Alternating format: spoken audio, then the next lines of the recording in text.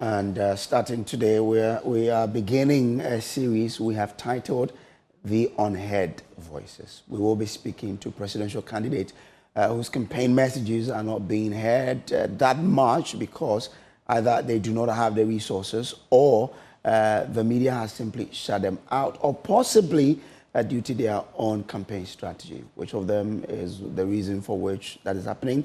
We'll get to know. Now, apart from the NDC's John Mahama, NDC's Dr.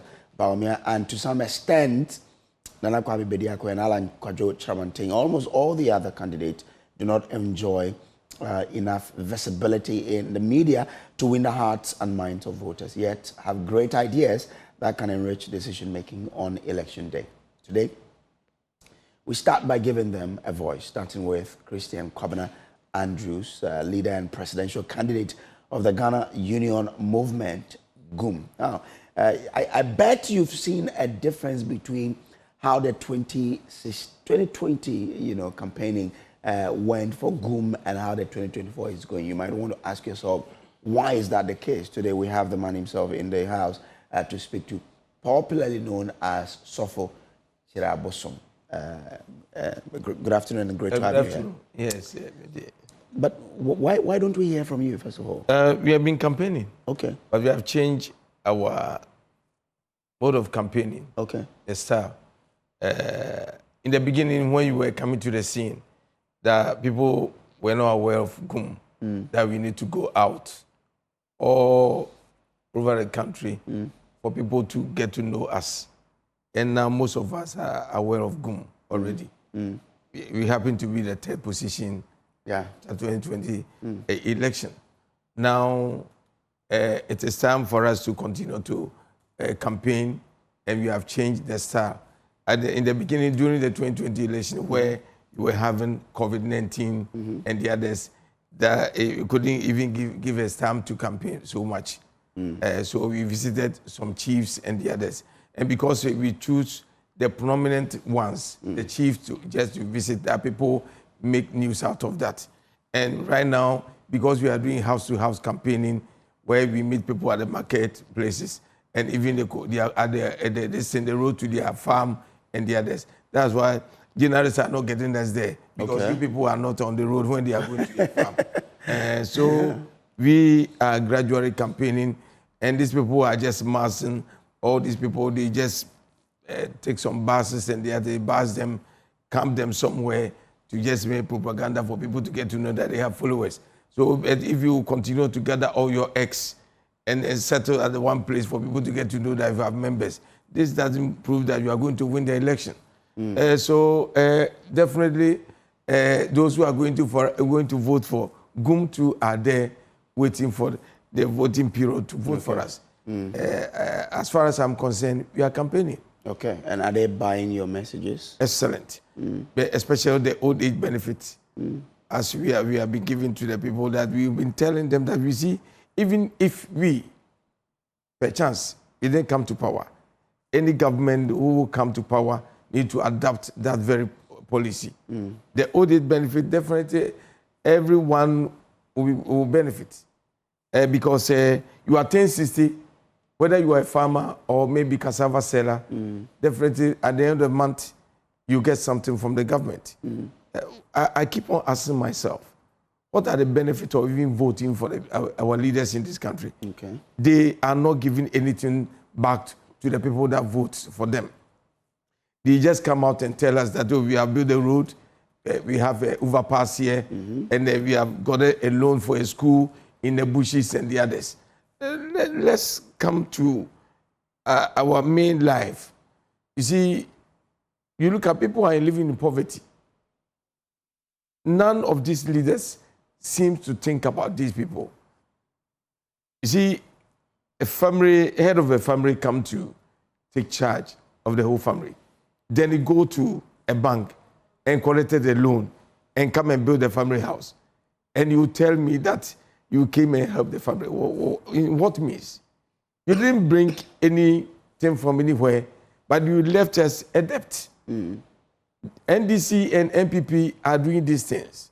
Instead of them looking for some this thing from somewhere, treasure for somewhere, to help this very country. When they come, they just go to IMF, they go to foreign countries, other banks to collect a loan. Then when they get the loan, they bring the loan to us. Then they put up just schools, affordable houses in bushes, and also maybe spending lavishly. Then they leave us a debt. And when they go, they will tell Ghanaians that we came and we helped Ghana. What did you do to help us? Our pockets are dry. We don't have anything. Ends meet are very difficult to get. Then you are telling me that you are coming to help this country. So these two parties, I don't know why people are following them, but it seems the youths are not aware of the things that we went through. You have seen NDC before. When Mama came to power, a child was 3 years. Mama left the power, the child became 11. Yeah. You see? Yeah. And now 7 years in the Kufado's time is now 18, it's 14. Yeah. So a 3-year child, 4-year child, 5-year child, don't know anything. Yeah. So right now, if you are following them, it is because the youth are not aware what transpired in the era of NDC. Or even in the beginning of this 2016. Come to think of this free education that they are campaigning with. My man, let's ask yourselves. NPP came, somebody was in the university, in SS3. He got a free education. He continued. Now, what's he doing? There's no work for the person. Even 2016, 4 years, the child was able to complete it. And even now, he's completed university for another 4 years. For your 8 years period, the child is now roaming about looking for work. So what are you people doing? They are not helping this country. But we are prepared to come and revamp the factories that have been abandoned in the bushes. And Nkrumah's factories, whereby we were having our Saidi factory, Palgu tomato factory, Kumasi shoe factory, Bongasanga meat factory, Bonsa ties, Aveime, here and there. You see, tomato factory in Wenchi and the others. All these things were there. We were producing them. But now, it's nowhere to be found. But do you know their current state and what it would take for us to revive all those? Oh, in natural sense, even if the land is just there, we can still put something there. Now, let's look at somebody using $43 million to clear Odo River. How much is $43 million? $2 million can put a factory, with machines included, and somebody using it to clear this Odo River. Are we all right?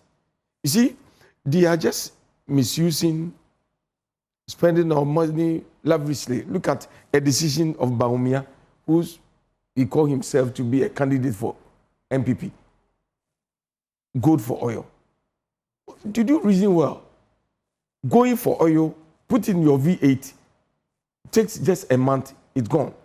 Why can't you use the gold for an aeroplane, which will be in existence for our generation to come? But they did that at a point where they realized that the cedi was not stabilizing against the dollar. And so they explained that the best option was to use your gold, which is quite stable. I don't think you are part of the administration. I'm only asking based on what they told us. That's what they told you. Yeah. But you were having petrol. Petrol was not a shortage in this country. You were buying your petrol every day. And when all this gold for oil came to, petrol was not reduced. It's rather increasing. You understand? We have our own petrol here. We cannot mine ourselves. We bring somebody. We don't refine. We don't refine. We need to refine them. And Nkrumah gave us refinery. And look at what has happened. We just abandoned them, and you come back to tell me that I'm sending my gold for an oil. When they brought the oil, a farmer didn't get any oil. They didn't get any benefits. They got indirectly because why? Fuel prices affect the cost of did they resume fuel prices? That's where your argument. That's where your argument will come. Yes, they keep on increasing. So me, for instance, I just want to tell Ghanaians, to be frank, these two parties are misleading us. As far as this country is concerned, the youth who are listening to me, they should just revive and change their mindset on these very two parties. They have nothing to offer us. They are just coming to take our booty and just leave us and go. Look at the money, the loans that they have collected, everything. Just check it and see. I said we are going to give Ghanaians youth 100 Ghana cedi, this 10,000 Ghana cedi each for the youth beginning from 20 years to 55 years. Every month? No, once. Okay. We are going to give it to them as a seed capital. 10,000 cedis. 10,000 cedi. Now, these people are asking, why, Pastor, where are you going to get this money? 10,000 Ghana cedi to the youth between this very 20 years to that. Now, let's see. An MP getting a V8 of 150,000 US dollars. Divide 150,000 US dollars to the youth of this country, 10,000 Ghana cedi each. About 240 people will get one MP's car. One MP's car money can cover about 240 people. You understand? Multiply it by 275. Let's check how many youth will get 10,000 Ghana cedi each as a seed capital.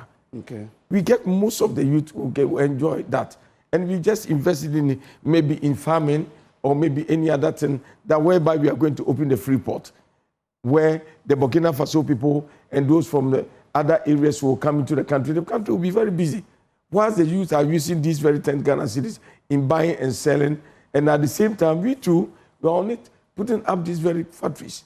So definitely we can change this very country by bringing this very youth on board. If you keep on saying we have a debt, who is going to help us to clear the debt? The youth are not working.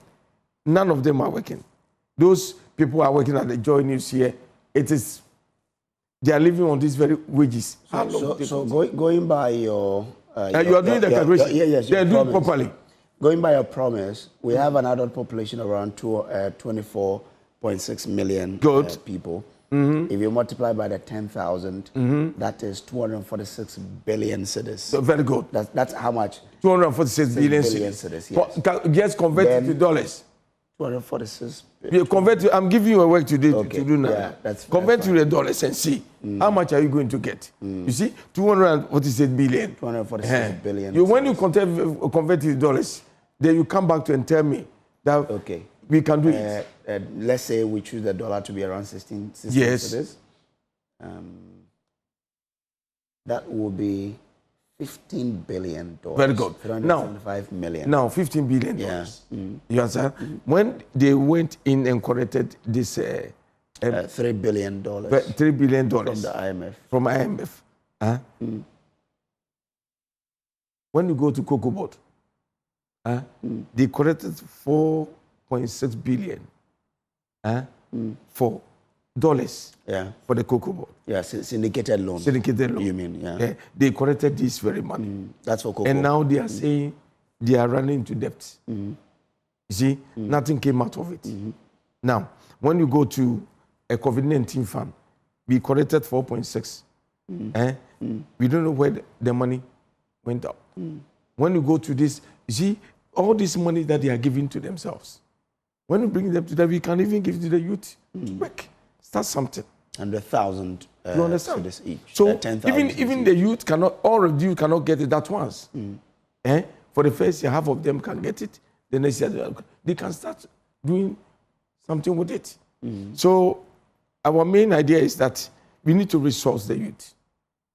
We need to resource them so that they too can be on their feet. So you give them 10,000 cedis to do what? Set up their businesses? Yeah, start business. Start just like a farming. You can start crop farming. All this very, the Garamsey site where the river has been polluted. You see, you allow them to go there and cultivate maybe this garden eggs, tomato. We export them. The government will buy them, okra and the pepper. Now even onions, we import them into our country. Even okra from Nigeria.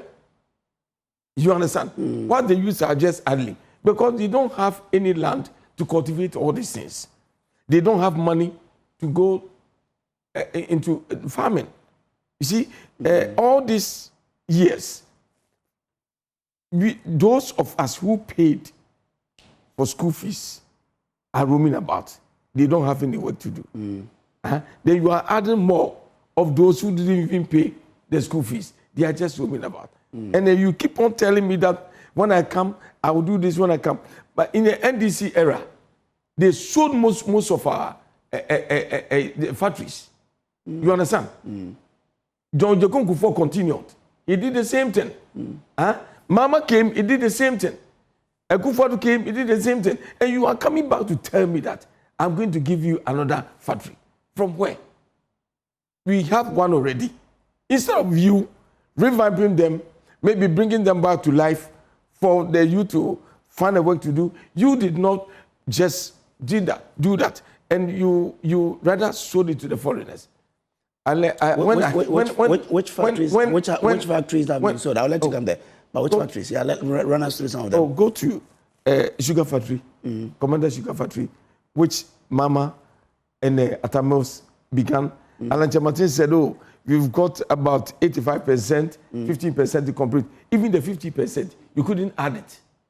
You give it to a distant investor. What is wrong with us? But they haven't sold it. But you give it to an investor. What they gave, I mean, the purpose was for, it was a management contract for them to manage it. That's why that something doesn't even produce. What kind of management are you talking about? To turn it around. And now where is it now? Productive. Are we getting sugar? But it doesn't mean it has been sold. How many years? I agree with it that it's not working, but yes. it has not been sold. That's the thing. Okay, now I think you are one of the administrators. Now, you see, okay. Now even if it has not been sold, what are we getting out of that? Nothing. I'm challenging Joy FM team. Oh, we've done a documentary. Just go. There's nothing. And let's see the monies that they give to the people, those who are taking care of it. How much is it? Calculate it from the day that they collected, and what have we got out of that? That money is meaningful money that can be put into some places where we can get something. I get it, yes. But look at the situation. So these people, they don't have any management, any good management, as far as I'm concerned. And when you look at the way that they do their things, book knowledge will not help. Okay. You understand? You need to sit down and plan well and know how to develop your country. As I came the other time, I came here, though it was a very short time. Told me, if I come, I would rather the parliament that they are saying, the Mama is saying that when we come, we open the parliament by after the election. Look at the situation. An opposition determined the parliament opening to a ruling government, because all of them are weak. Now, when you look at... But he was a campaign platform. He's saying that we'll open it that from the point where he's saying that, or his basis is that they will win majority and they would open it Why is he? What is he confirming straightforward and saying that? Because he has the authority to say, because he knows where he's speaking from. Okay. You understand? He knows why he's saying that. And what we have said now, nothing can change it. Because his group of people too are there and they are aware of it and they are coming out to say that. So me, if I come to power, if I have the chance to lead this country, all these parliamentarians, I will just drive them away. You drive the parliamentarians? I'm telling you, listen to me. I would rather give every region a regional parliamentarian. 16 people will come to parliament. Generals will give me one. Farmers will bring one. Fishermen will bring one. Market women, this and that. Those in those areas, we bring them into a chamber. See, people will be there. When a parliamentarian from every region goes to a regional minister is there. He's able to cater for all the region. Why is it that we can't get one parliamentarian running through all the region? You see? But what you're saying means that you change the constitution, because the constitution makes provision for that. That's what I'm saying. Because we need to just review the constitution, go into it. Certain things that we need, Article 71 and those forth, you have to remove them. You see, if I send it to them, maybe even if I get even one person in parliament, if I win an election, I get one person in parliament and they say they won't agree, I will send it to referendum. You are going to vote no or yes. The whole country are going to vote for that. So that we change that, because you see, we are practicing democracy. but we cannot do as others are doing. We need to start from somewhere. We can't compete with others who are far.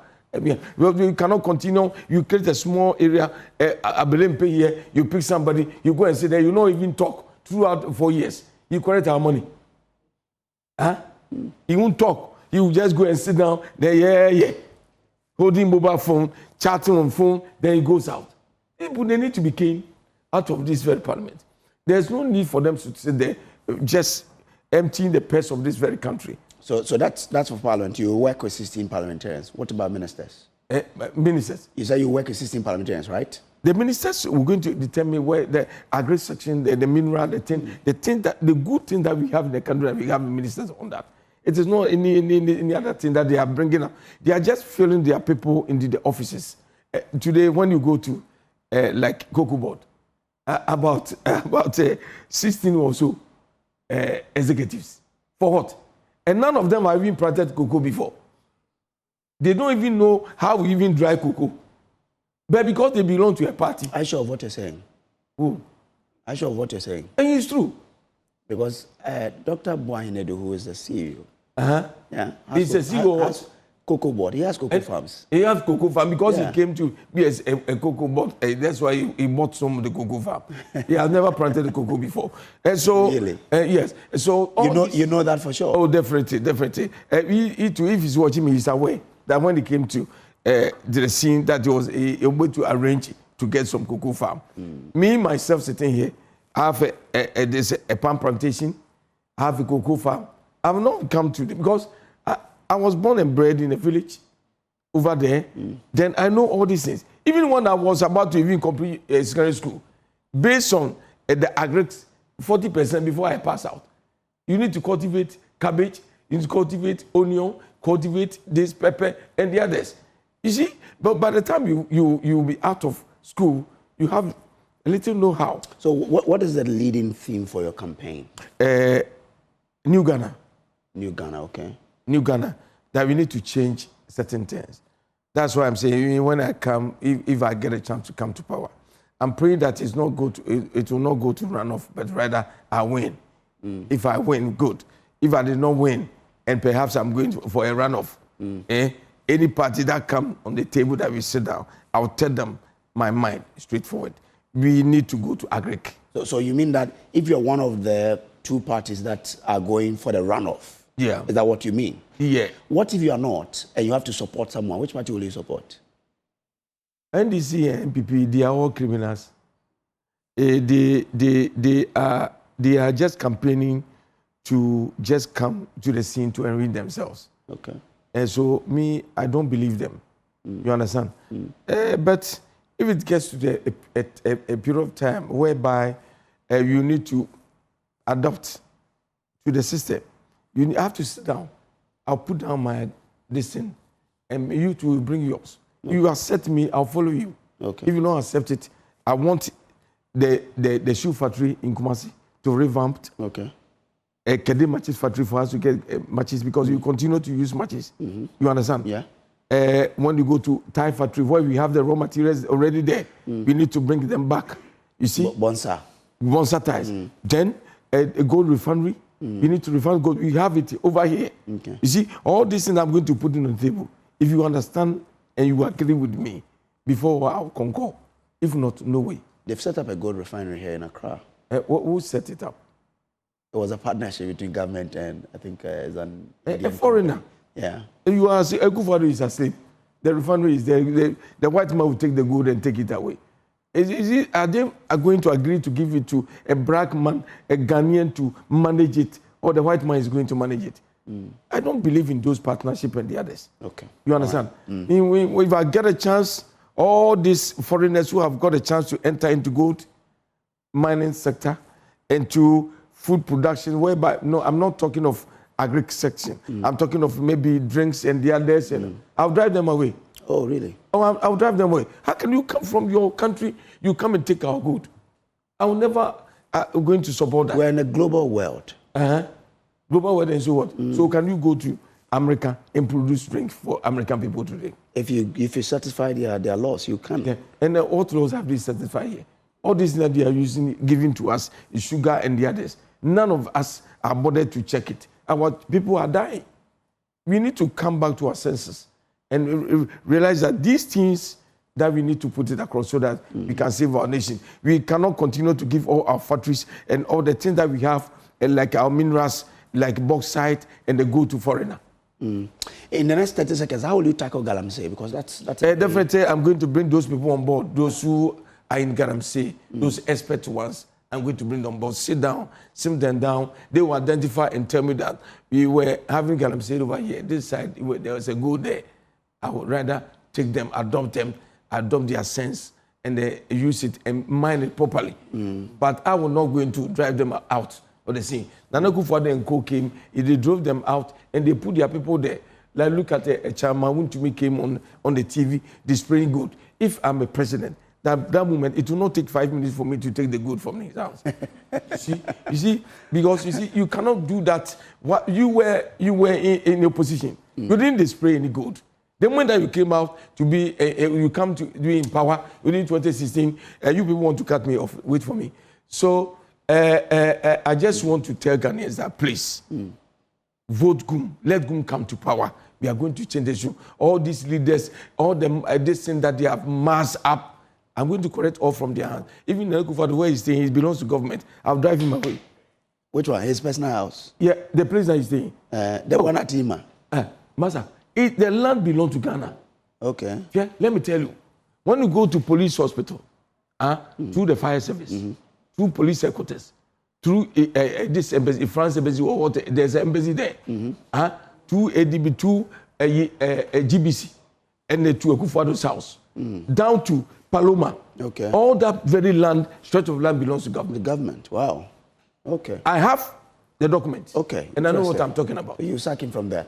All right, but tomorrow there's, I understand the presidential candidate will be signing a peace pact. Yes. You'll be there yourself. You'll sign it. I'll go and sign.